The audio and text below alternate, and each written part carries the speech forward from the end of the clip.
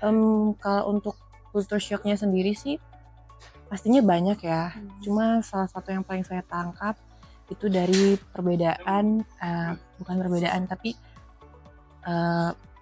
perbandingan antara harga atau biaya hidup di Jogja ini dengan di Papua. Yang pastinya kan banyak yang tahu ya, harga di Jogja sangat-sangat terbilang murah, jauh terbilang murah. Bagi kota lain aja itu di Jogja udah sangat, katanya udah sangat murah. Apalagi bagi kami yang di Papua, ini sudah sangat murah dibandingkan di Papua yang bisa dibilang biaya hidupnya mahal-mahal, apalagi makanannya ya. Awalnya aku juga ngerasa agak shock ya pas baru datang ke sini, karena dari segi bahasa pun kita sudah beda jauh. Terus dari segi makanan, dari segi budaya itu sangat berbeda.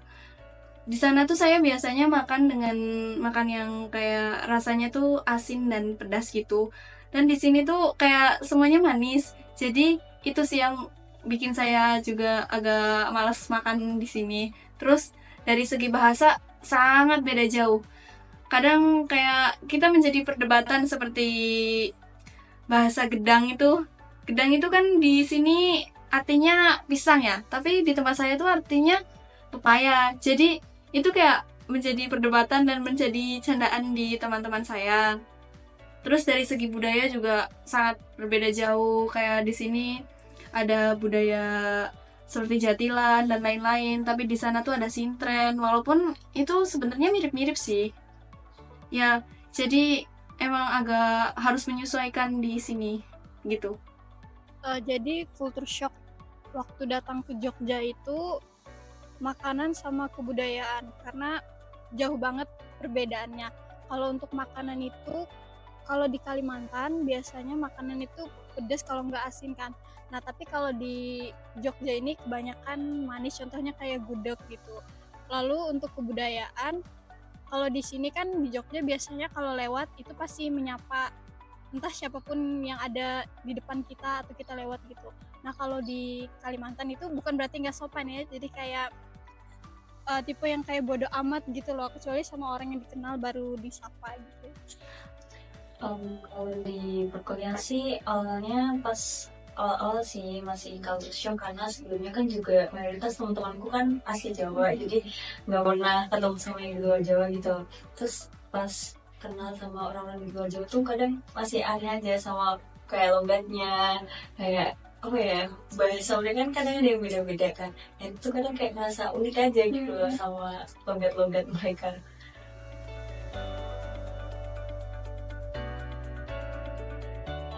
Proses adaptasi sih pastinya susah ya untuk awal-awal perpindahan untuk merantau ke Jogja.